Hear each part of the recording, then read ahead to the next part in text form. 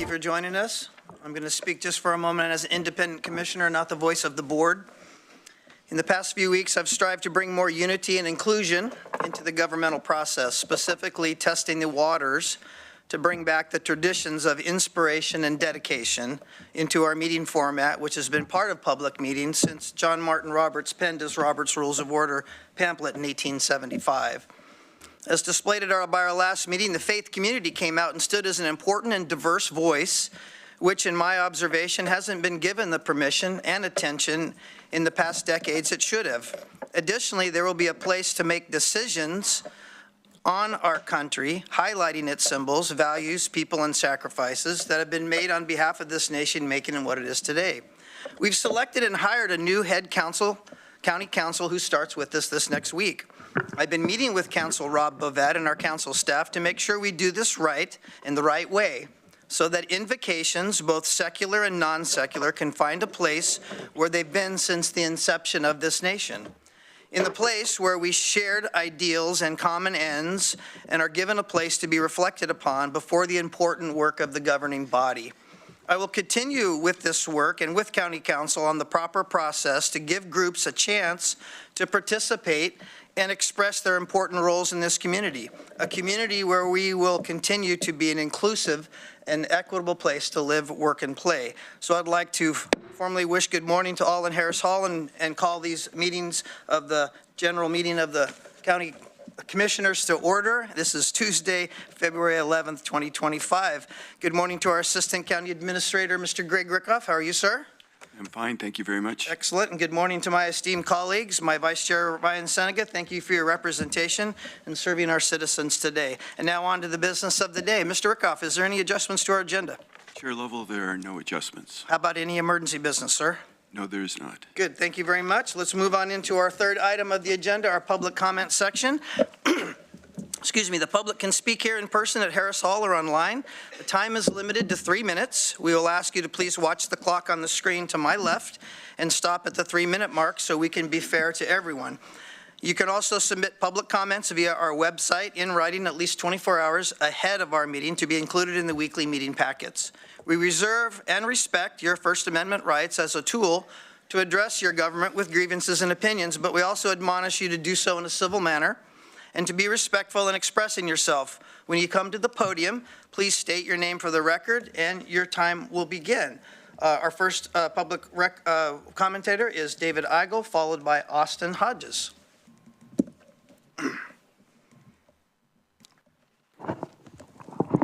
Good morning, David Eigel. This is Black History Month, and as I've more than documented, a great deal of defamatory, falsified history has been spread about in the last 10 years in Oregon, including about Eugene residents. Some of this misinformation has been funded by Lane County. The county has an obligation to set the record straight. Last week, I revisited the U of O archives, and as I expected, I found that Professor Dunn's newspaper clippings included the 1928 article about how Dunn described his plane Little Harry, the black slave child, in a Eugene production of Uncle Tom's Cabin, and the 1933 article about his multi-generational abolitionist ancestors, and a 1921 article about how Dunn was the head of the Dante Committee that honored the great Catholic Dante before the entire university, with the entire Eugene community invited at the very time that Dunn was supposed to have headed an anti-Catholic Klan.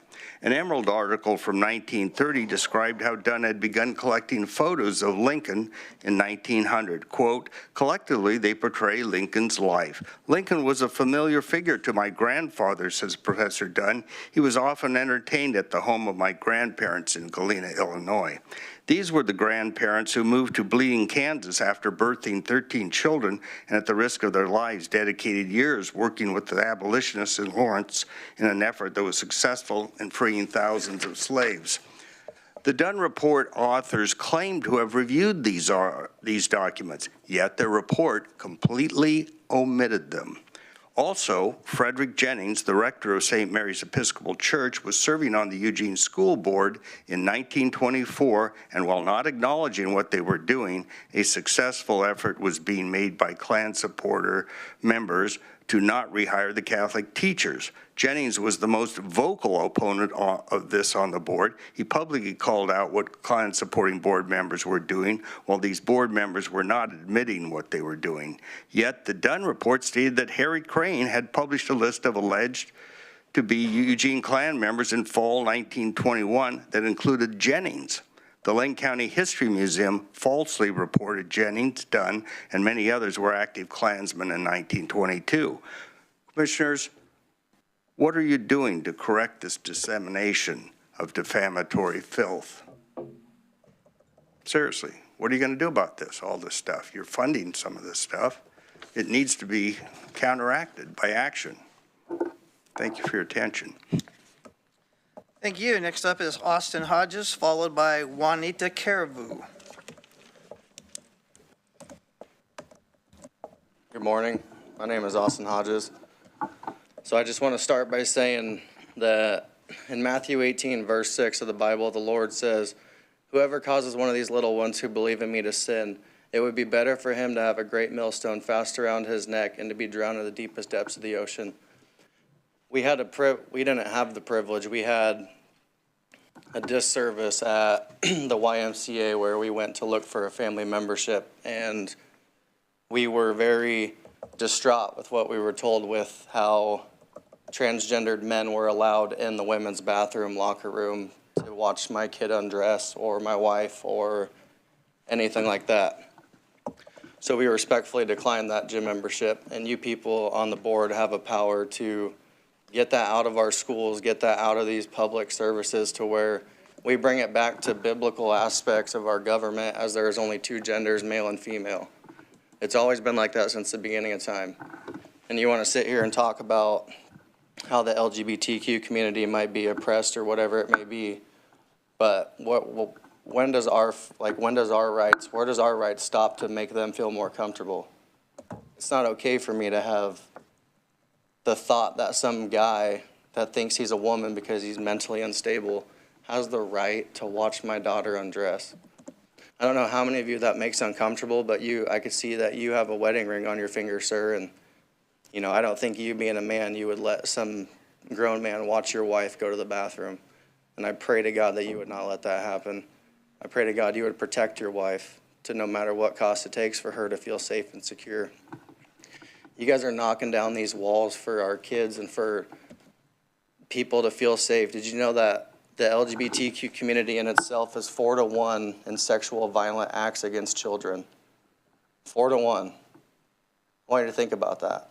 That percentage raised 287% from 2016 to 2024. The fact that we are allowing this dogma and this negative agenda continue is not only unbiblical and unethical and unmoral, but it is disgusting. I want you guys to truly think about your kids, if you have kids, or your loved ones. Things don't tend to hit people seriously until it happens to somebody you love. And I want you guys to really think and really ask yourself, what would you do in the situation if your daughter or your wife or something was sexually assaulted because we allow this agenda and this negative dogma to continue that men can be women and that men can be in their sports, they can be in their locker rooms. I really ask you guys to really discern against getting that out of our streets and out of our system for our kids and our women's safety. Thank you. Thank you. Next up is Juanita Caribou, followed by Amanda Noble Flannery.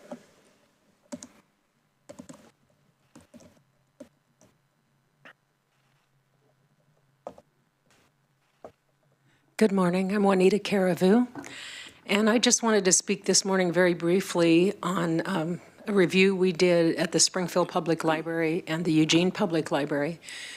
We reviewed the list of books that they have in-house, and between the two libraries, they have 872 pornographic books. Pornographic. I'm not talking about medical health books. These are pornographic books that children are being allowed to see. Having been in the medical field all of my life, I can tell you it's known in the medical arena that a child doesn't really reach emotional maturity until they're almost 25 years old. So I think it's something that Lane County needs to think about. We as citizens need to think about in Oregon whether or not it's proper to be exposing children, young teens, to content when their minds, their brains are not even fully developed enough to be incorporating whether this content is good or bad, helpful or harmful. That's all I have to say. Thank you. Thank you very much. Next up is Amanda Flannery.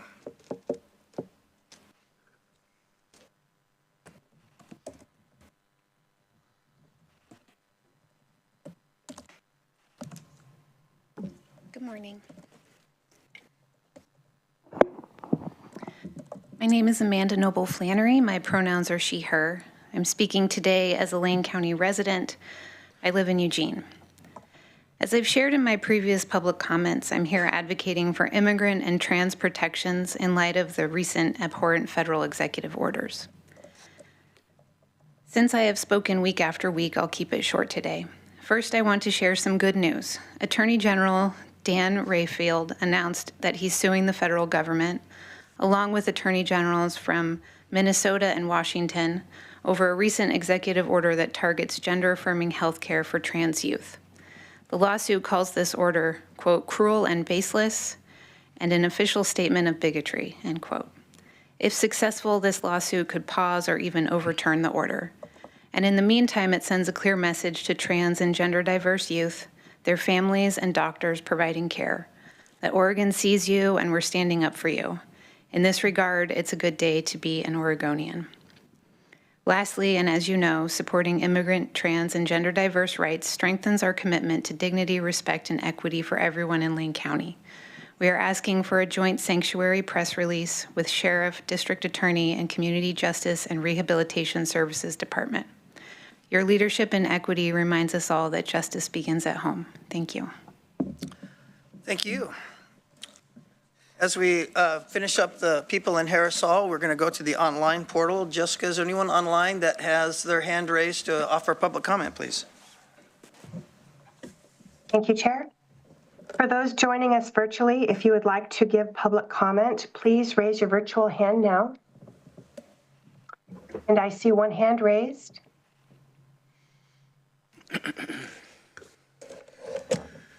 Hello? Joe Tyndall, thank you. Would you like to be on camera? No, not necessary. You may begin your public comment. Okay, thank you. Joe Tyndall. Woke activists grifting money for an anti-white monument started me talking at these meetings. This board needs to, 1, clean the voter rolls, 2, end woke anti-meritocratic employment practices, including lower standards for DEI candidates, and 3, ensure Lane County does not obstruct deportation of criminal migrants. If you fail to do this, federal funds may be sequestered. Officials who ignore laws may be indicted. After stolen elections, censorship, government-paid fake news attacks, assassination attempts, bogus charges dragging him through the courts, and raiding his home with shoot-to-kill orders, Trump is playing hardball. He has vowed to maintain the current pace of reform for all 1,461 days. The word religion in the First Amendment extends beyond churches to manufactured doctrines like wokeism. History demonstrates that religions are businesses that 1, make money, 2, deny reality, and 3, train their tribe to punish people who challenge their dogmas. Substituting a synonym, Congress shall make no law respecting an establishment of indoctrination. By auditing the Treasury, Elon Musk and the Doge team have proven that wokeness was financed using tax dollars. This money laundering misappropriation is ending. Federal workers who violated their oaths to the Constitution are being removed. Woke ideologues deserve zero support, especially when their leaders call for violence, as many are now doing. Cancel culture in Lane County is extreme. This commission demonstrated its disdain for free speech by failing to address the community television takeover by woke activists who removed locally created programs they disliked from the public access channel. Antifa thuggery still strives. After 4 years staying quiet for Biden, The rent-a-riot woke violence is again ramping up. Do not forget the bombs planted around the Eugene police station or masked Antifa terrorist gangs jumping U of O students for saying the wrong thing in class, or Charlie Landeros, or how the 2020 Summer of Love rampage of destruction, looting, and death went largely unpunished. Our new Attorney General will prosecute Antifa crimes. Will this county do the same? Because the indoctrination of Commissioners Buck and Traeger has cratered their ability to separate woke, virtue-signaling false narratives from reality, both should resign. Thank you. Thank you. Jessica, is there anyone else online who wishes to give public testimony? No, Chair, we have no other participants. All right. Well, thank you very much. It's now time for our commissioners to respond with some remonstrance to the public testimony. Who wants to go first? Yes, Commissioner Trigger. Thank you, Chair. Good morning, everyone who's joining us here in Harris Hall. Mr. Hodges, is it? Yes, good morning. Sir, I think if you're concerned about trans women in women's restrooms and changing rooms, but you believe trans women are men, it's actually men and the threat they pose to women's safety that you're concerned about. And I share that concern. It is a legitimate and well-proven concern that men are actually the greatest threat to women's safety, not trans women, not trans people of any kind, and not other women, but men. I'm sorry, we do not permit comments from the gallery to the dais, and I appreciate the chair in advance for upholding that in the future. To the chair, I want to speak to your comments that you are making before you gavel in, as if those are not still part of our webcast and our meeting, and for which we have sort of a captive audience. To me, it actually indicates your understanding that your remarks may not be welcome at best or even appropriate, and so you deliver them before the, quote, official meeting begins. But I also know that you've held these beliefs prior to becoming chair, but you waited until you were in this position of leadership to infuse our public meetings with these comments, rather insistently and persistently bringing them to the dais. And for me, that adds a layer of concern regarding the chair's understanding of the role, the authority and the responsibility of the seat. We all have a platform to express our individual personal positions, and many of us use that platform, but we don't use the dais for it on a regular basis, and we certainly don't use it when we have the extra responsibility of being the leader of this board. I am not going to argue the legality or allowability of allowance of what you're doing, but what is legal or allowable is not always necessarily what's right or what's best for the good of the order or for the public. Thank you. Thank you. Anyone else? Yes, Commissioner Farr. Mr. Rakoff, I think, please take note, I think we need to have a commission session regarding discussion of the dais and what is chartered and what isn't, and what is inside decorum communication between commissioners while at the dais. Been increasingly concerned about that. To Mr. Hodges, yeah, I do have a wedding ring. 50 years this year. We have 3 sons, 4 grandchildren. I pray daily. One of our sons lives in San Francisco. He is trans and living the best life he's ever lived.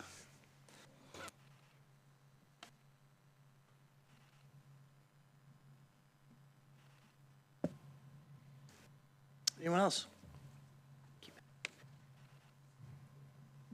All right. Thank you very much for all that have came and did comments. Thank you for exercising your First Amendment rights to address your government.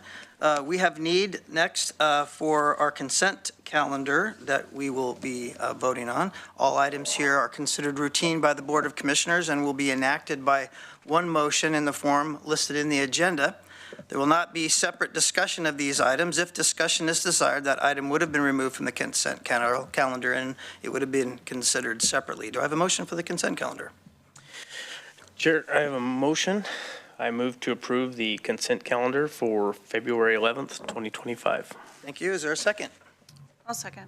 Thank you. It's been moved by Vice Chair for the consent calendar, seconded by Commissioner Buck. I'll call for the vote. All those in favor signify with an aye. Aye. Aye. Motion passes the consent calendar 5-0.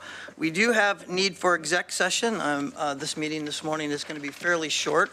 We're going to recess into exec session, and we will come back in Harris Hall for a time certain 11 a.m. public hearing. I'll read us now into executive session. The Board of County Commissioners will now meet in one executive session. This session is to consult with the council concerning the legal rights and duties of a public body with regard to current litigation or litigation likely to be filed. This executive session is held pursuant to ORS 192.6602H, which allows the Board of Commissioners to meet in executive sessions for the purpose listed. Representatives of the news media and designated staff shall be allowed to attend the exec session. All other members of the audience are precluded from attending. Representatives of the news media are specifically directed not to report on any of the deliberations during the executive session, except to state the general subject of the session as previously announced.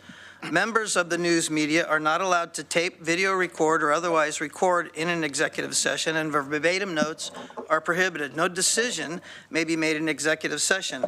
We will return to public session after this executive session concludes. We are recessed.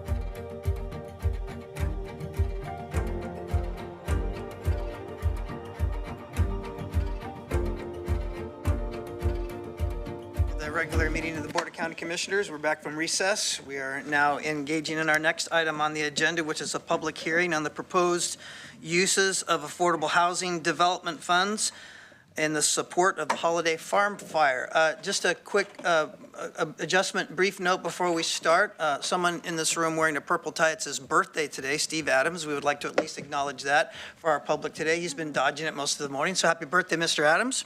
Welcome to Harris Hall, sir. So we'll continue on. This is the time for our first public hearing on the planned use of federal funds for affordable housing development serving the holiday farm fire recovery. We will start with a brief presentation from staff regarding the Affordable Housing Development Program, the proposed uses of funds, and the need for this public hearing. The staff presentation will be followed by testimony from the public. Comments will be limited to 3 minutes, and residents are encouraged to provide written comments as well. Those interested in testifying, please sign up at the table by the entry if you haven't done so already. Thank you, Devin. And if you haven't done so already, she's back there. You have a couple seconds to do that. Following the public testimony, we'll have time for any brief clarifying comments from staff, followed by a period of comments, questions, or responses from the commissioners. Staff will note that all comments and that they will provide written responses to all comments received today during the 30-day comment period that begins today. So at this point, I'd like to turn it over to our disaster recovery manager, none other than Mr. Matt McRae. Sir, take it away. Thank you, Chair Lovell. Good morning, Chair and Commissioners. Matt McRae, Disaster Recovery Manager for Lane County. As the Chair just mentioned, I'm just going to take 10 minutes and provide a quick overview of the planned uses of these funds and some background on recovery altogether, and then provide some time for public testimony.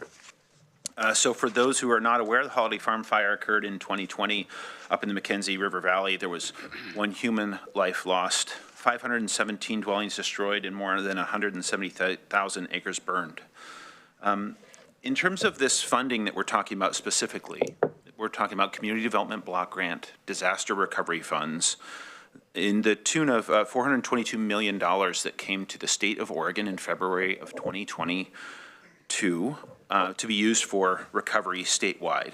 So again, that total amount is for recovery statewide. Those funds are managed by Oregon Housing and Community Services to fund a variety of programs, including housing, but also planning, infrastructure, and economic revitalization projects.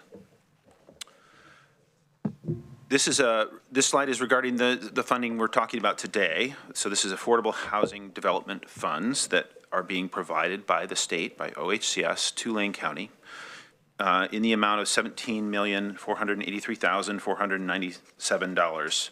These funds are specifically to serve renters who were displaced by the Holiday Farm Fire. A little bit of background as to how they're intended to be used. They're prioritized for low and moderate income households. I know for a lot of folks that's kind of unclear, so I've put a table on this slide here so people can see what we're talking about. This is a table of 80% of the area median income in January of this year. So it gives you a sense of the people who are going to be prioritized for this program, the household incomes that will be prioritized. I also want to note that it's been 4.5 years since the Holiday Farm Fire. We are extremely eager to see these funds being put to use to build housing on the ground, as are our partners. And please note, as I do at the bottom of this slide, that these funds are not yet available to Lane County. We're working on that. I'll speak to that in a moment. In order to determine how to best use these funds, we met with a variety of partners to discuss the needs of renters that still exist.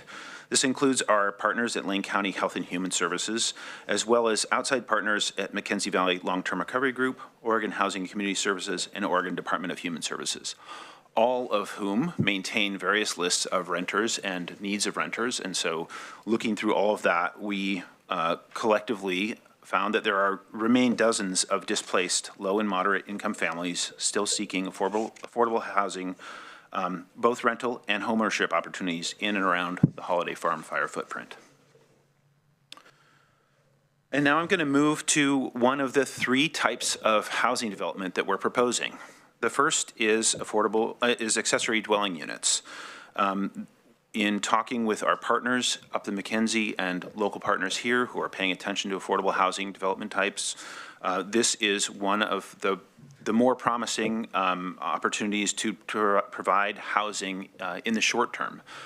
Several of our plans for affordable housing development are expected to take some time because we or partners are going to have to procure land, where an an ADU program would be building ADUs on existing property of could be of survivors, but it could also be of people who are outside the Holiday Farm Fire footprint, who have stable housing and are interested in building an ADU on their property. As you're aware, our codes require that ADUs are 900 square feet or less. We would only be proposing this where our county code and state code allows. We're proposing to allocate $5 million of the CDBG DR funds for this use. These would be located, as I mentioned, on private properties within and immediately surrounding the Holiday Farm Fire footprint. They would be rented out to low and moderate income households for a minimum of 10 years. That would be stipulated in a contract with the property owner, with preference given to wildfire survivors. And we'll note that these projects would not displace residents or businesses. I state that, it's a little odd, but the federal requirements require that we state in our public hearing whether displacement is expected, and if so, what would happen and how we would deal with that. So that's why you're going to see me speak to that with all of these development types. Lastly, an environmental assessment will be conducted on these sites prior to all projects beginning, and mitigation for any impacts would start before projects can move ahead. I want to give a quick example of some of the environmental impacts that we'd have to mitigate on all of these project types. We will be having to meet standards that are established by the Federal National Marine Fisheries Services for stormwater infiltration. So on these sites where we'd be proposing to build accessory dwelling units, we would need to infiltrate all stormwater on site for a given storm size. So we would not only be building stormwater infiltration on site, but collecting and infiltrating stormwater from the existing impervious surfaces on site. So there are fairly strict requirements that come along with these funds. I think you're all aware that these are they're administratively difficult to use, but they have a lot of flexibility in how these dollars can be used. So we're looking forward to putting them to use. But there are environmental requirements that we'll have to meet, like those stormwater requirements, among others. Moving to the next proposed type of development, sometimes these would be referred to as cottage clusters. Some of you are familiar with the Rose Street neighborhood, which is being worked on right now in downtown Blue River. So these would be clusters of multiple single-family homes on a single lot. This enables some efficiency of construction and design. Again, proposing to allocate $5 million in CDBG DR funds for these single-family home clusters. These currently would be allowable within some areas of Blue River, so not on all parcels in Blue River, but Blue River, as you all know, has recently had some rezoning, which enables cottage clusters to be built. So these would be focused in the area of Blue River. This could be rent or homeownership opportunities. All units would need to be made affordable for a minimum of 20 years, with at least half being affordable to low and moderate income households, with preference, again, given to wildfire survivors. We're not expecting these projects would displace residents or businesses. And again, these would require environmental assessments on the properties prior to any construction beginning and mitigation plans for any environmental impacts that were found. The third type of development that we're proposing is a manufactured or modular home park. This photo here is from Lazy Days. I know you all are aware of the ribbon cutting that just took place there. I'll speak to that more later. We're proposing, again, $5 million to be set aside of CDBG DR funds for a manufactured or modular home park. The location is to be determined. There are currently not any unfilled sites that are zoned for manufactured homes. up in the McKenzie Valley, so it would require we find a site and then do the zone change to enable a manufactured home park to be placed. So this is definitely not the fast game. However, there are efficiencies to be gained by building multiple units on a single site, and so we're still looking at this as a potential.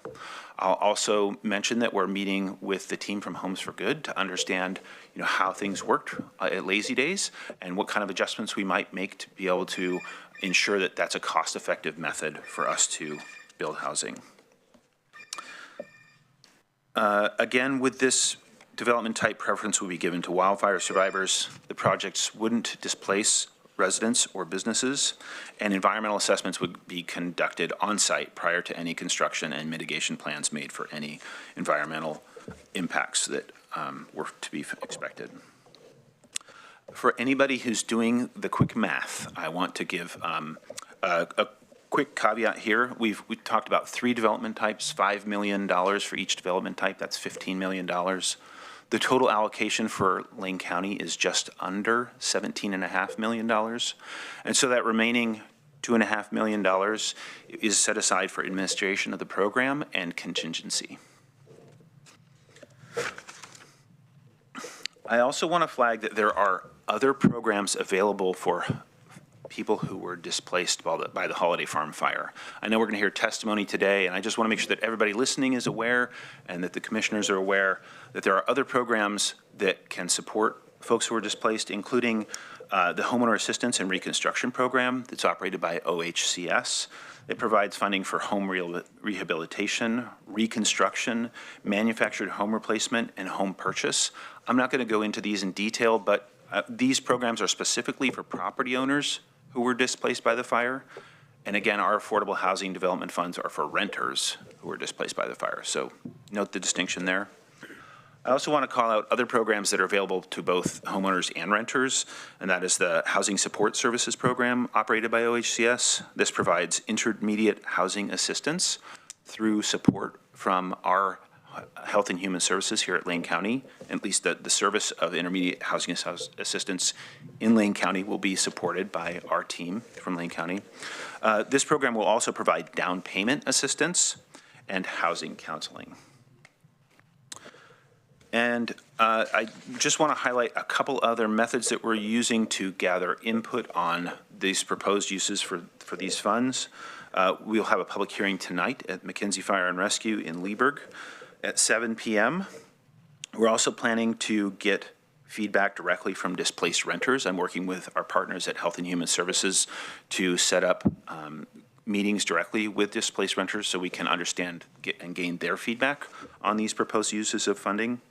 We also have the public comment open for the next 30 days, as Chair Lovell mentioned, and all comments that are received during this time will receive written responses. And lastly, before we go to public testimony, I just want to touch on the time frame here. I mentioned earlier we're extremely eager to get these dollars on the ground. And I just want to call out that a standard process might look something like this. Oregon Housing Community Services submitted an action plan amendment in the fall. And rather than waiting for that action plan amendment to be done to get our planning going, we dove right in. So rather than this kind of linear process where we have one step going to the next and we wait till to start planning the use of funds, we got started right away. So while the action plan amendment was being considered by HUD, we began planning the use of these funds in September of 2024, working with community partners at the state level, the local level here, and up the McKenzie River. We are working currently, even though we do not have funds available, we're working on the contract with OHCS and Lane County directly. We're doing public hearings. That's the yellow mark there to notify where we are right now. We're doing public hearings before we have the funds available because we want to get as much of the process done as possible so that we're not delayed by any of the federal requirements. We're currently working with the long-term recovery group to do environmental assessments. So they're going to be scanning properties for potential for siting ADUs on private properties upriver. They're going to be working with a list of interested parties that they've collected. They've done remarkable work there to do outreach, to get the ball moving down the field before these funds become available to Lane County, we're going to be scanning properties for land use compatibility, for availability of insurance, and then conducting environmental assessments with a separate use of, using a separate source of funds that we have available to us now. So we're not waiting for federal funds to begin environmental assessments. We're doing it now, given our partners, the Long-Term Recovery Group, and funds that we have from the state. The hope is, the intent is that this will compress the time frame for getting homes built, specifically under the ADU program. I will mention that the ADU program is our highest priority because it has the potential to get things built more quickly than the other development types, which I mentioned. So we're focusing there first, and that's why we're partnering with the LTRG to get that work done. I also want to comment on the staff that are helping us compress these timeframes, especially Sean Hubble, who is our procurement manager. You're all familiar with him. He is doing remarkable work. You know him. He's a problem solver. And I just want to extend my gratitude for his work in helping us move the ball down the field as fast as humanly possible.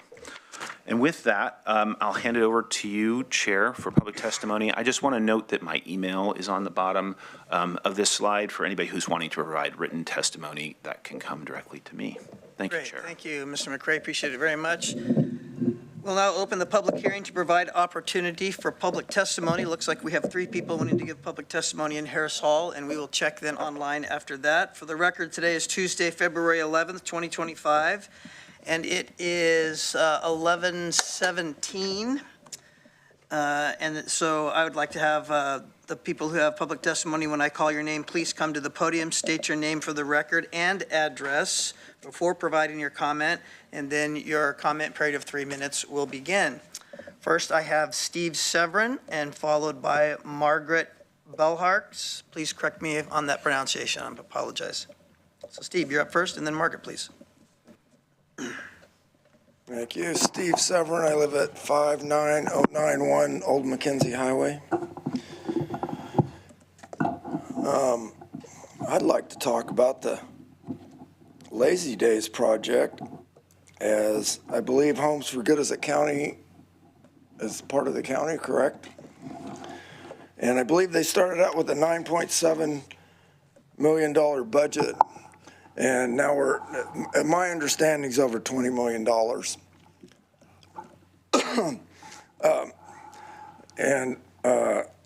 So when the county decides to go spend money again, we need to know what they did with that, how much that overrun was and why it was so much.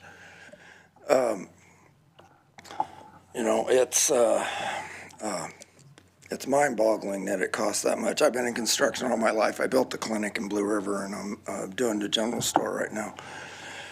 And, and we have all these contractors bring Dev Northwest, and nothing against them or anything, but you bring all these outside contractors up, and they spend all this money. They build the library and the fire station and all this stuff, and they spend all this money, and you're not using the local people. And you're not going to the local contractors and asking them what they think they should do or any of that stuff. And I just see it a better use of the money. I don't know about the ADU thing, because people are going to turn them into ADUs, and then their private property, they're going to be rentals. They'll be what do you call it? Short-term rentals. And it took 3 years to decide how to park in Blue River before you allowed Melanie to build her store. And then he said, well, just park like you were, and now all of us, and then we'll decide what we're going to do later. And it took 3 years for him to do that. You're taking another $17 million, and, the CLT and the, is that my 3 minutes? You're good, yeah. We got 45 seconds. The Long-Term Recovery Group have done a lot of good stuff, and I'd really like to see you use those people instead of doing all this stuff with the county. Thank you. Thank you, Mr. Severin. Up next is Margaret Belchars, followed by, I'm having a hard time reading your signature. I guess it's Bambi. Oh, it's Brandy. Oh, it's you. Okay, I'm sorry. You're next. My name's Margaret Beelhars. My address, 54480 West King Road, Blue River. Thank you, Matt, for your explanation. I'm learning a lot. One thing that my main questions are, our favorite question up there is wastewater. On the ADUs, can they be plumbed into the existing septics?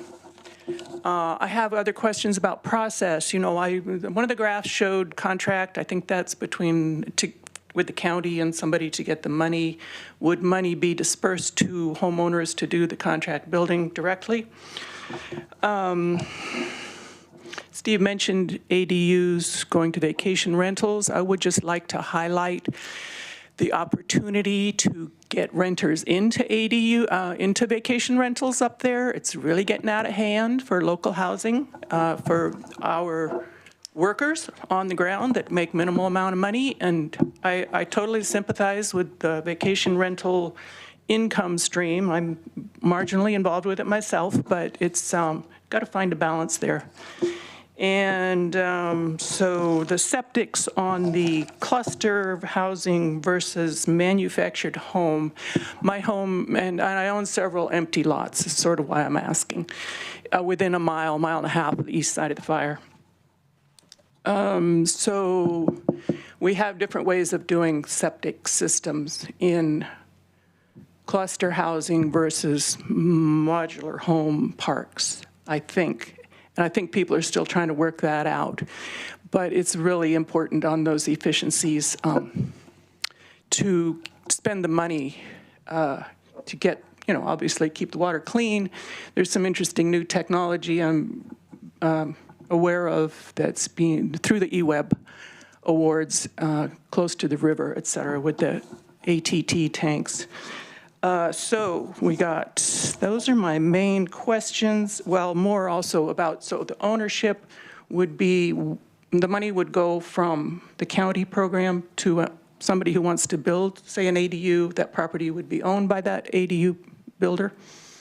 And that's kind of the bookkeeping part of it, right? Okay. I think those are my questions. Thank you very much. Great, thank you very much. Brandy, you're up next.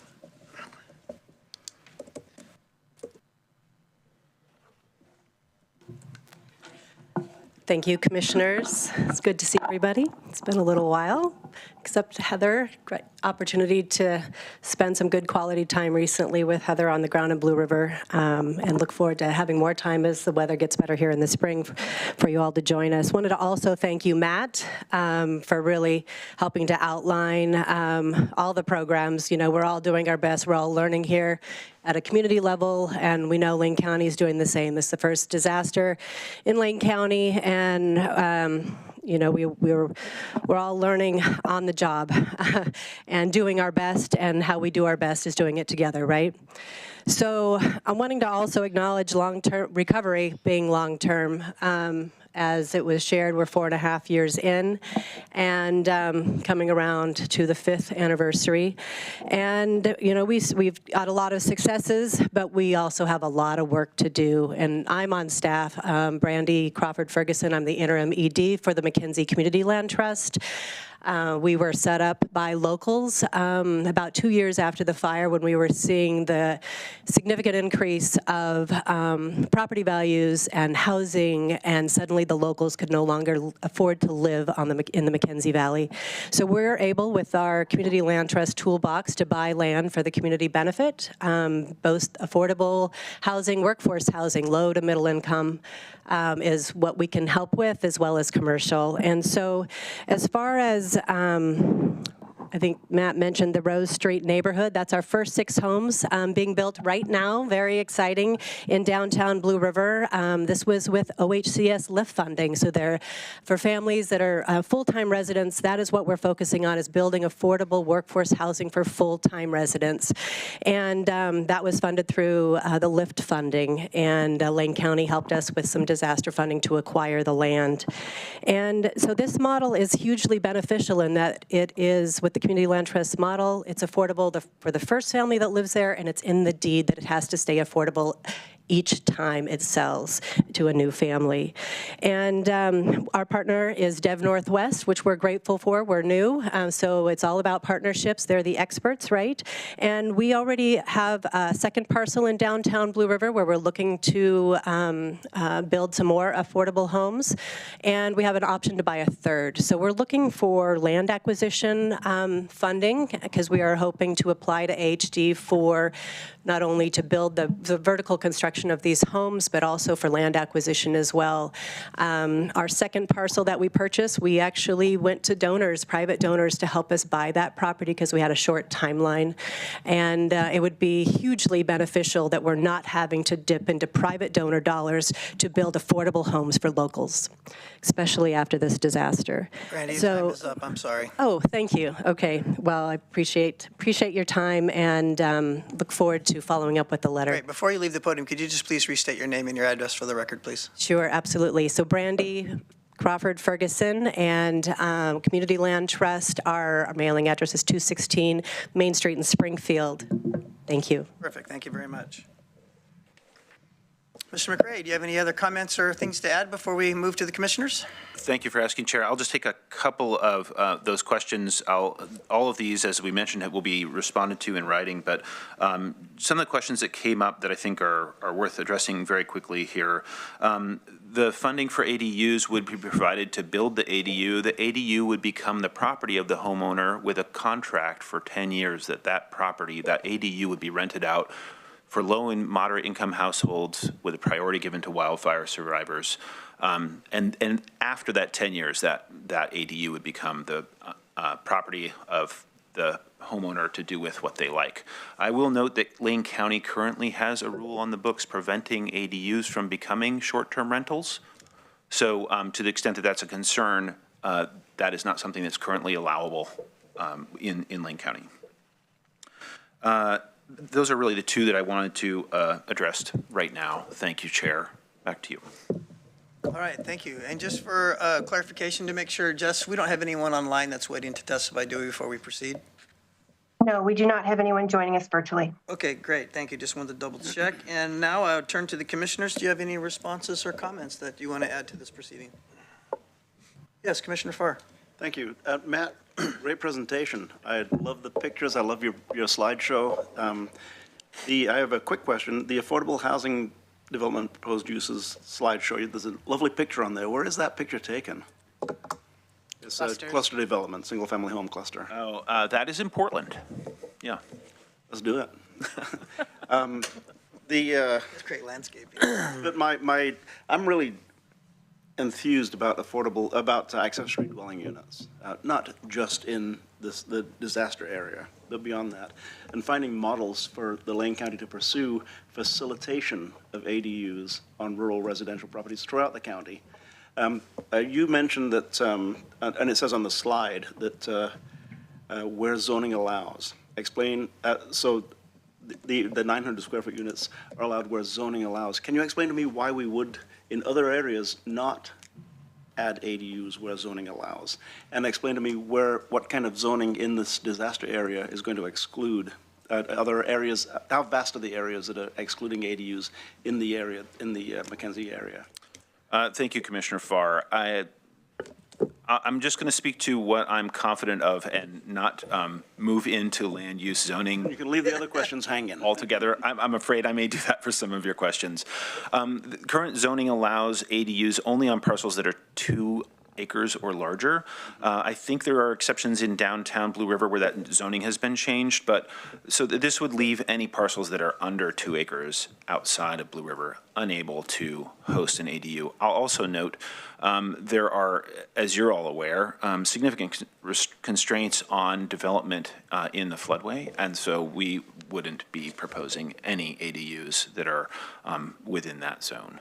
Good. That's a good brief explanation, and that kind of covers it. The area, the parcels under 2 acres. You mentioned also that on the manufactured modular home parks, there's only one that's zoned that way, but we have the opportunity to pursue other zoning changes that would allow it. Why could we not pursue zoning changes that would allow greater use of ADUs on properties less than 2 acres, for instance?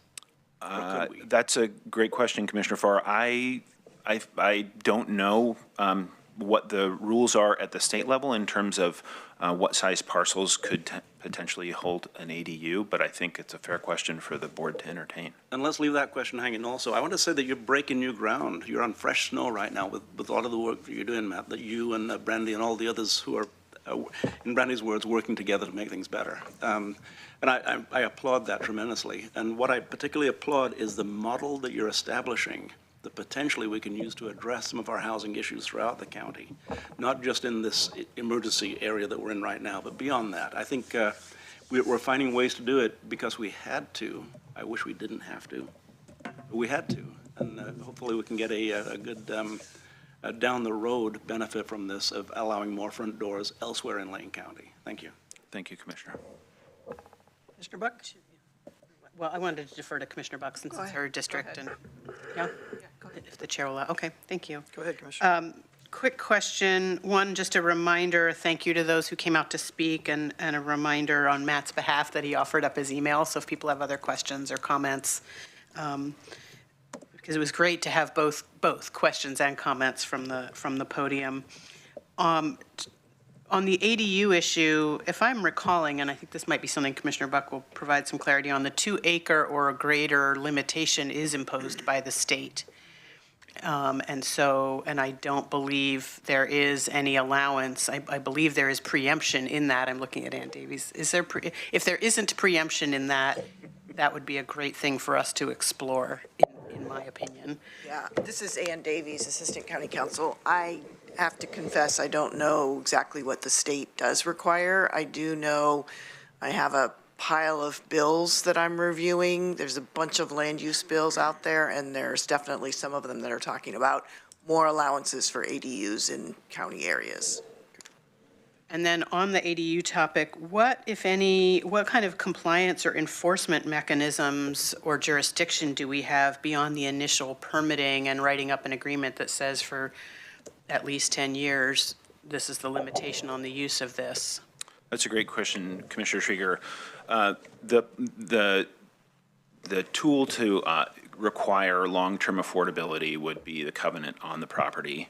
And then our intent is to work with a community partner who can basically do property management on our behalf.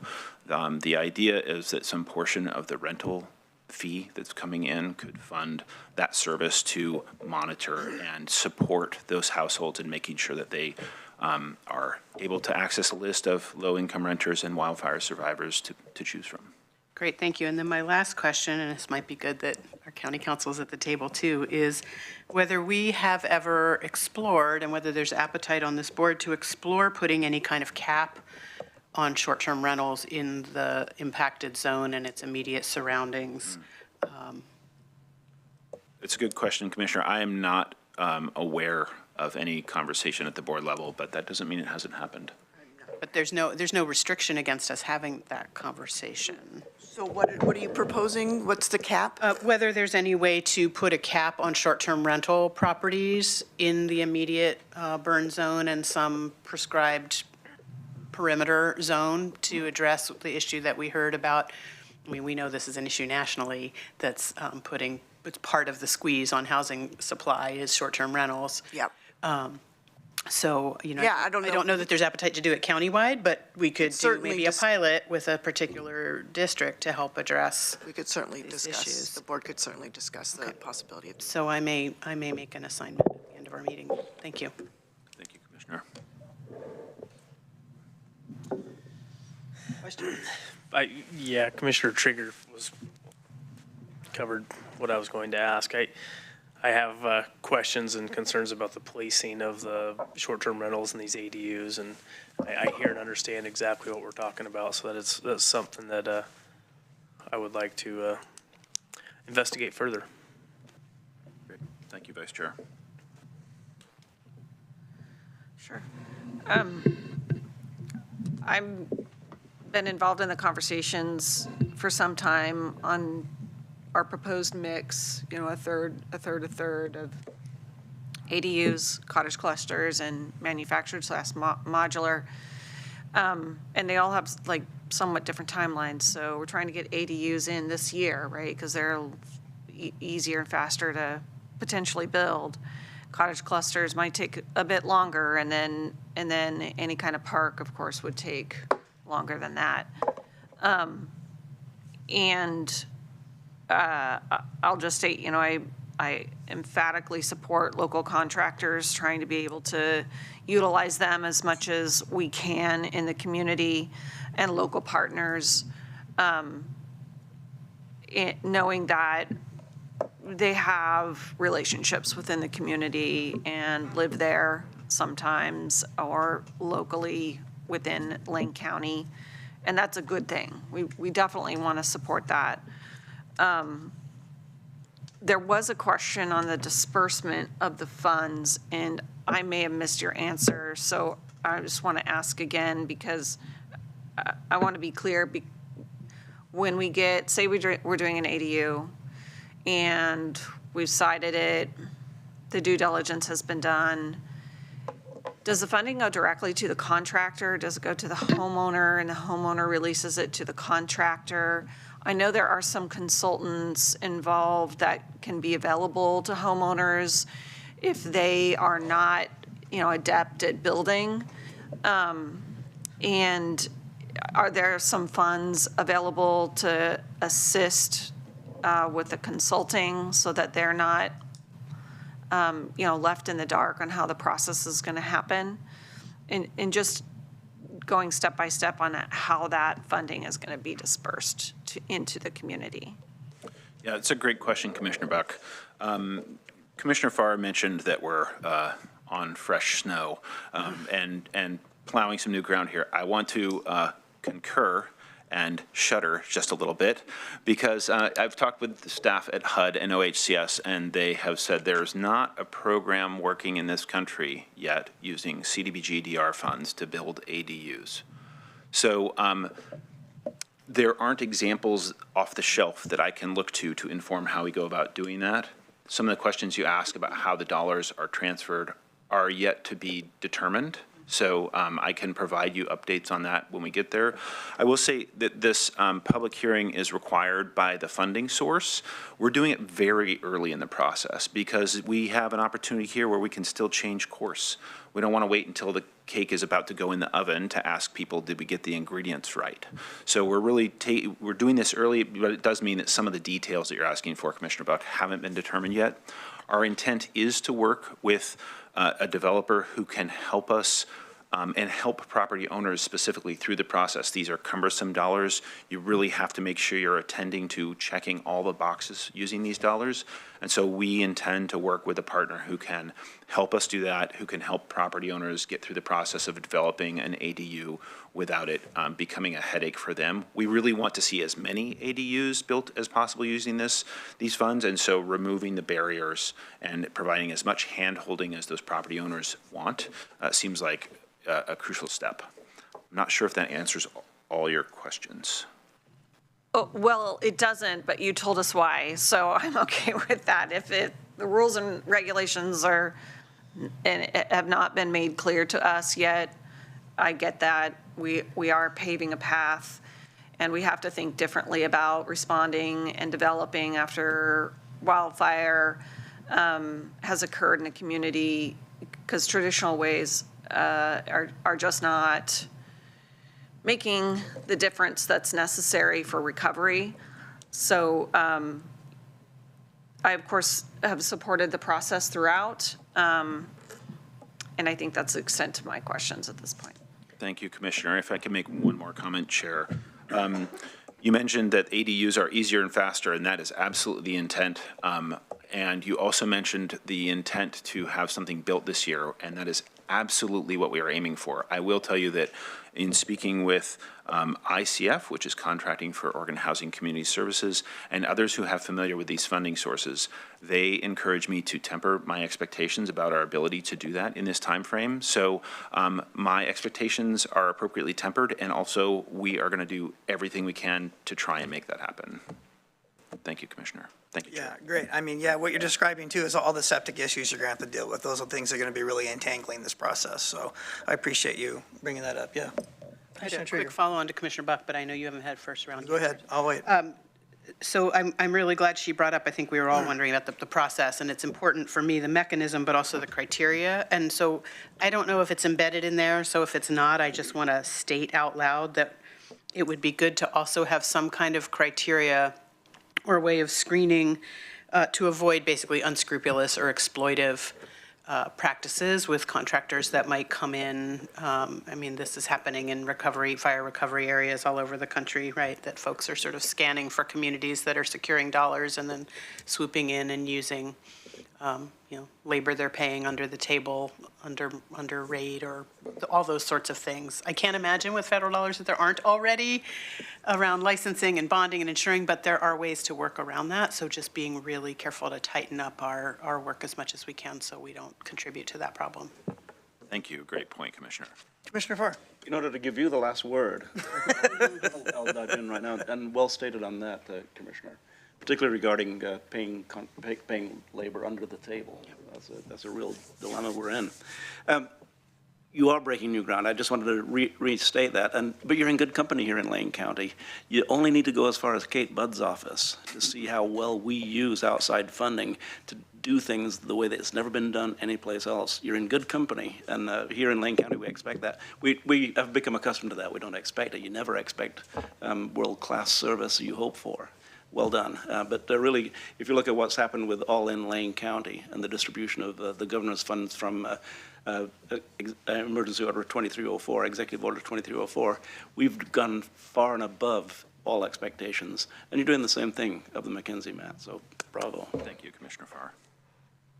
Well, once again, Matt, thank you again for all your tough work. I really love the slide that you had up there that had all the arrows on it. Well, one arrow was progressive, where it's almost like a dart game where you throw the arrow one at a time and you're just throwing them all at the same time. So I appreciate that very much. The three priorities that you have, the ADUs, cottage clusters, and housing parks, obviously the public needs to know that's a 1 year, 2 year, 5 year kind of plan. Your moderate temperaments or your expectations that you were said were tempered are exactly right. So I'm questioning, do we at this early stage of the game, and we're the tip of the spear, so to speak, on this, is it apropos, or would it be appropriate for us to try to run this 2 acres or less question up the flagpole and see if it flies? Or is it something that, according to our council, may be off the table to discuss?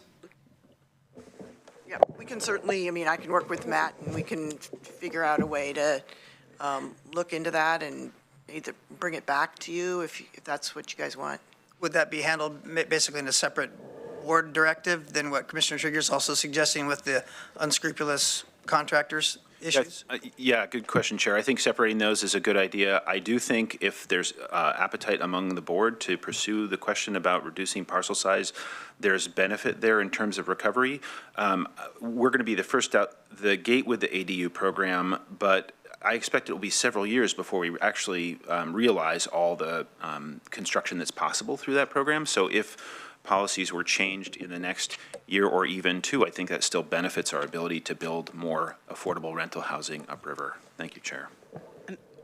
And isn't the also the question that we're having after 4.5 years? My question is how many renters do we really still have available that are left? Isn't this really kind of a directive for us to produce lower income, attainable housing? And we're saying that it's also for fire recovery victims, but I'm guessing by the time we actually get some of that built, there's not going to be a lot of them left. Is that a reasonable assumption? That's a good question, Chair. Our analysis at this point suggests that there are at least a couple of dozen households still pursuing affordable rental or homeownership opportunities, even once Lazy Days has been filled.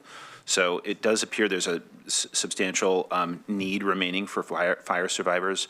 I will say that these dollars can be used to build affordable rental stock, as you're alluding to, for other households who weren't displaced by the fire, but that's not the number one priority. The number one priority is survivors, and there is apparently a remaining significant need.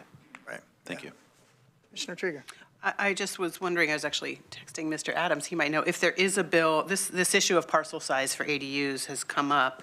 It's a state bill, and so I think the question was just whether there's preemption or not, and if there's any bills this session addressing parcel size for ADUs already. I think that was the question, rather than that it needs to be an assignment. And happy birthday, Mr. Adams. Commissioner Trigger, Steve Adams, Policy Director. Indeed, the 2 acre is an ORS. That limit is in statute, and there are multiple bills looking at multiple middle housing options. I'm not aware of a specific bill targeting that limit, but there's many bills that could be open to amendment and potentially an opportunity for us to advocate for that. So that might just be something the legislative committee could track and bring back if there's something that seems like it's got real legs. Precisely. Great, thank you. All right, any other comments? If not, well, thank you for providing testimony today to all those that provided testimony. And again, Mr. McCray, thank you for an excellent staff report and your questions also that you've answered for us. Thank you. And I do. there's a motion, and we need to pause just for a minute, I'm wondering. No, I do have a few more slides related to just Holiday Farm fire recovery overall. That's not affordable housing development specifically. So once the public hearing is closed, I'll move into that. Perfect. Thank you for the reminder. I appreciate that. Just another thing to remind the public of anything you responded to, the staff will respond in writing to any testimony provided today or provided in writing during the 30-day comment period. So I'm going to now close the public hearing on the planned uses of the federal funds for affordable housing development serving the Holiday Farm fire recovery at this time. So that ends the hearing. And now, Mr. McCray, please, whatever you've got left on your presentation, we're eager to hear it. Thank you, Chair. This is not as long as our typical quarterly recovery update, just because I figured we'd take some of the time for the public hearing. So I'm going to see if I can get the controls here to pull that PowerPoint back up.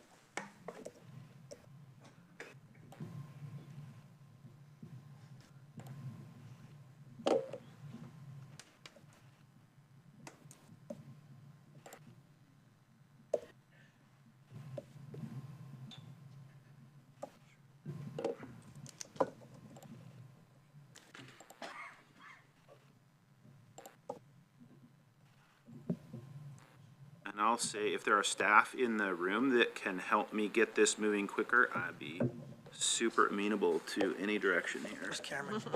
Got it. Sorry, I got it. Thank you. Going to the next slide. So this moving into the quarterly update. Thank you and apologies for the delay there. I'm just going to touch on the slides that you're accustomed to seeing in terms of measuring progress in terms of permits specifically as a starting place. So here it is in the numbers. Sorry, let me see if I can get rid of that. Oh, goodness gracious. What are you hoping to get rid of? Oh, that's all right. If somebody wants to work on it, that's great. And otherwise, I think it's out of the way. Again, the dwelling permits issued, we've seen just over 51% of dwellings that were lost in the fire now have permits issued, with 205 that are complete. So that's 39% of the dwellings lost have been replaced as of January 10th. I also want to acknowledge the significant amount of permit fees waived by this board. And then this is the same statistics, just in a linear fashion to give you a sense of what's happening over the time. On the very left, the left side it is showing the numbers of permits going up. And then across the bottom, we have the time frame from October of 2021 to January of 2025. So again, dwelling permits issued 263, homes completed 205. And you'll notice the marks there at 253 and 173, that's just approximately a year ago, to give you a sense of how many permits are being issued right now per year and homes completed per year. I also want to call out the fact that we are in conversation right now with Oregon Housing and Community Services to be the primary subrecipient for the planning, infrastructure, and economic revitalization projects. So we've talked about these projects a number of times with you. There's 6 projects here that are all lined up to get underway shortly, and we, Lane County, will be administering those projects with funding provided from OHCS, that again is those Community Development Block Grant Disaster Recovery Funds. So just to put this on your radar, because you're going to see it again in the coming months. And a couple of highlights of progress. Again, the ribbon cutting that we had just a couple weeks ago, Commissioner Buck was able to attend. There were roughly 100 folks who came out to to see the ribbon cutting here in a pretty wet, cold day, but there's a ton of community support and a lot of excitement about residents moving in the next month or so. And this, these photos are a little hard to read, but kind of fun to talk about. So we've talked about the hazard mitigation project at the school in McKenzie. We're looking at retrofits for a variety of hazards, including seismic, wildfire, and landslide. These are drilling rigs that came out to test the soils for landslide susceptibility so that we can have a really solid understanding of the engineering that would be required to prevent the nearby hillsides from damaging the buildings. So just wanted to highlight some of the work that's going on that's, not necessarily recovery, more in the mitigation work, but there's a significant amount of funding available to help make this school better prepared to deal with natural hazards to come. And again, next steps, and this is just to foreshadow for you that we're in a conversation right now with the state on the Planning, Economic, and Revitalization Agreement and for affordable housing development agreement. So those will be coming to you in the near term. And that's all I have, Chair. Thank you. Great, awesome. Any questions or comments on that portion, Mr. McRae? All right, seeing none. Thank you again, sir, very much. Chair. Appreciate it. Thank you, Commissioners. We come to the item 6C rather, of our agenda, our announcements from county administration. Mr. Rickoff, do you have any announcements today? Chair Lovell, thank you. It's a good day when we have a chance to mention, Kate Budd and Sean Hubble, have Matt McRae in front of you. It's just a reminder of the pretty remarkable talent we've had.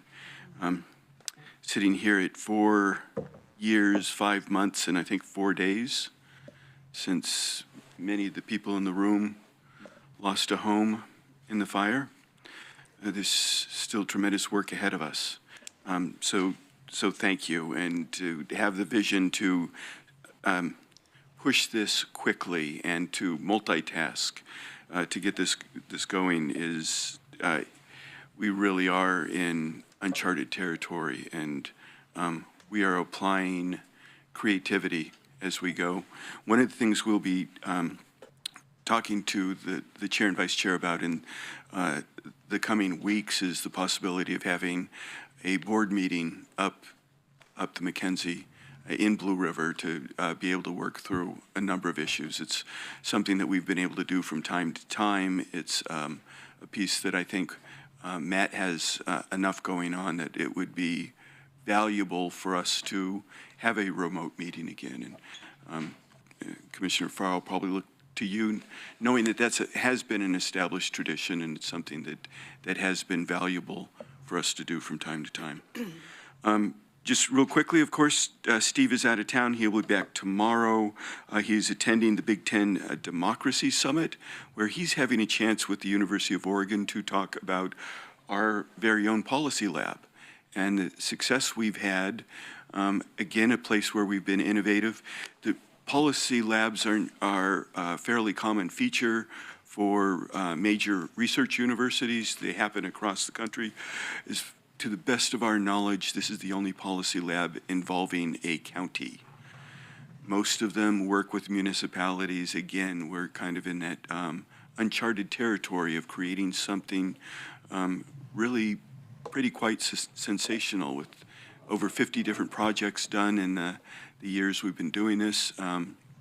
Makes quite a difference. So for him to have a chance to talk about that on the national stage with Professor Ben Clark, it's a pretty good opportunity, and I'm glad he took that chance. I guess the other piece is I will be late tomorrow to our meeting, as I know several county commissioners are going to have a chance to talk to leadership Eugene and Springfield. There is a panel where the chief executive officers have a chance to talk a little bit about their leadership. Tomorrow it's going to be the chief executive officers and Greg. So I'll be joining you at about 10:30. As soon as I get done at Eugene City Hall, I will come and join you. You will have Eve Gray with you for any county administration needs that you might need. So Eve will be at the table. With that, we do want to continue our chance to update you on emerging trends and issues at the federal level. So I've asked Steve to join us real quickly, and he's got a quick update for you. Chair Lovall, Commissioners, good morning. So this morning, I really wanted to just bring to your awareness an item hot off the press, as it were. A DC district judge has issued a temporary restraining order with respect to the item that Director Gray brought to you, specifically about the availability of health-related data on the CDC website. And so the federal judge has directed in a particular suit that was brought by an organization called Doctors for America, has brought forward a suit requiring CDC to put those data back up. So they were previously scrubbed data, and so that has happened. But as Director Gray and our public health establishment had brought that issue to your attention as a public health concern, I wanted to just kind of close the loop. Director Gray is aware of that issue. And then, if I may, just turning to Salem, our intrepid InterGov manager very quickly is giving me a bill analysis of 5 bills that she's aware of that deal with ADUs. We're evaluating. Thank you. Good. Thank you. Thanks for that update. Anything else? That will do for today. Wraps it up. All right, let's turn to our commissioner business. Is there any announcements from our commissioners? Yes, Commissioner Farr. Thanks. A couple. And last week, Mr. Rickoff, I'd asked Mr. Mogorowski to give us an update on the TLT, transit. Yep. And he thought it may happen this week. 2 weeks from now is fine on that. We can hear from that then. Just a very quick issue that happened last night on a 5-3 vote.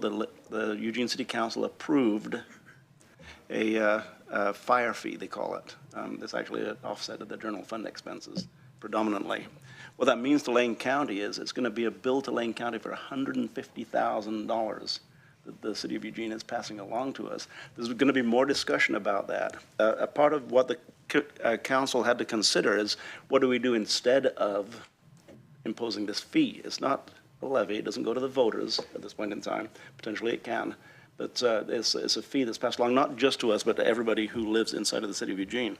What they proposed instead of that, which in part convinced 5 city councils to vote yes on this fee, is a cut to children and youth development, basic needs for low-income housing, street outreach, homeless access centers, emergency and seasonal shelters, homeless prevention, availability and access to supportive housing, permanent supportive housing for homeless households, and veteran services.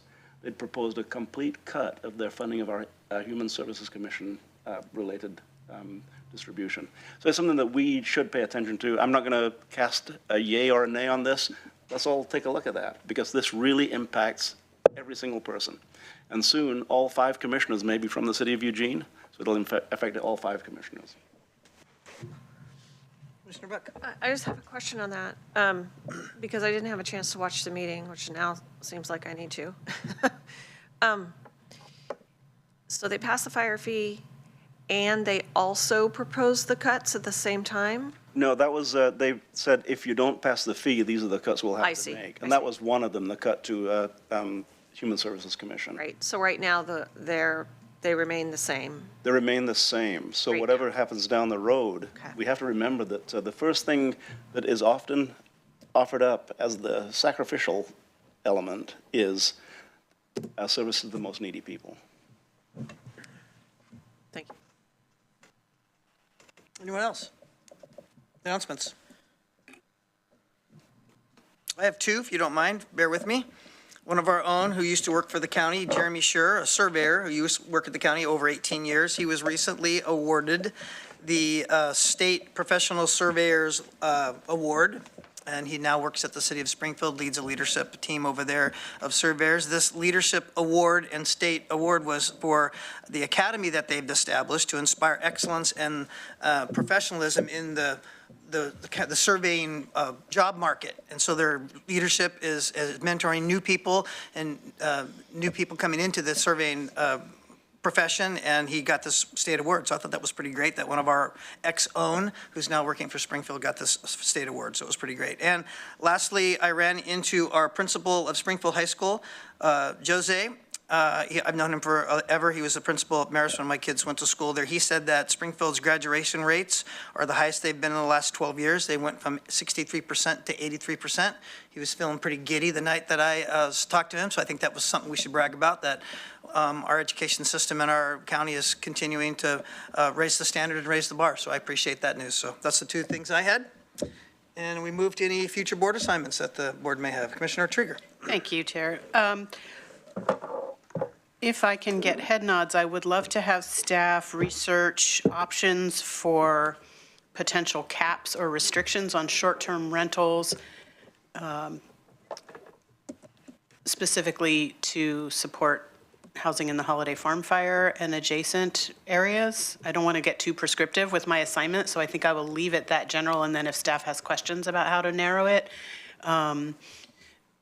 could be any unincorporated area, but I think in the wake of the report we just had and the work we're trying to do and the funds we have for the Holiday Farm Fire recovery area, that would be a great potential pilot site to look at whether we have any options, any tools available to us, which would probably also start with, as best we could, an assessment of how many properties are short-term rentals. Particularly freestanding units, as opposed to, a person who lives in their home and rents a bedroom out while they're also living in it. So however much information is available to staff to get and bring something back to us to start that conversation, if my fellow commissioners are interested in that, learning more about that, to see if we then want to go down a path of more of an action. Any questions on that? No. I have a few on that one. Is this something that you're proposing that's similar to what the city of Bend did, where they have certain neighborhood areas and they have a certain density of allowable vacation rentals? They don't particularly just take them off the map? Right. I think I'm purposely being broad enough, rather than saying, here's a model, could we do it, is saying, what are some options? What are some other communities? I know Lincoln County has a similar, no new licenses for, we don't even license short-term rental. What are our options around, I guess, to make the assignment a little cleaner? For staff to bring back some information and options, if any, to understand how the short-term rental industry is impacting housing availability and what tools we have to address that. In the wildfire zone. In the wildfire zone and immediate, broadly defined, right? So including the immediate surrounding area, for starters. And then we'll see what we learn from that, see if there's a broader application. Does that get it? Does that help? Yeah, information's good. I'd like to know a little bit more about it before I make some more decisions, but sure, information would be great. I think you have head nods for that. Yeah. Head nods. All right, anything else? Will Mr. Rickoff please review the assignment, and we'll move on. All right. Thank you, Commissioner Farr. I had not realized the transient room tax report was to come back, and was not prepared for that. So in 2 weeks' time, if that is fine. I did hear, and I did think there was head nods for a commission discussion on communication and decorum from the dais, as I heard that. And it's my understanding that County Council is already working on communication to be able to have a conversation with you all on that. So I'm assuming that that is an assignment. And then this final piece is the researching options, on how the short-term rental market is impacting housing availability, with a specific eye towards the fire recovery area, but a general information piece that does look at concerns of density and capacity issues. I know that we have seasonal issues, and certainly attached to significant sporting events, things change in the urban area, but it'll be interesting to see what the rural parts of the county hold. So those three assignments. Just an addendum to what you viewed as an assignment from me, Ms. Brickhoff, and that is the regarding decorum. We've had facilitated meetings, and just a review of some of the things that we talked about in those meetings, perhaps. Okay. Any other business for the good of the order? If not, at the sound of my gavel, we will recess the meeting of the Lane County Board of Commissioners until tomorrow, Wednesday, February 12th, 10 a.m. for a Health and Human Services work session in the Board of County Commissioners Conference Room about the proposed stabilization center. We are recessed. I thought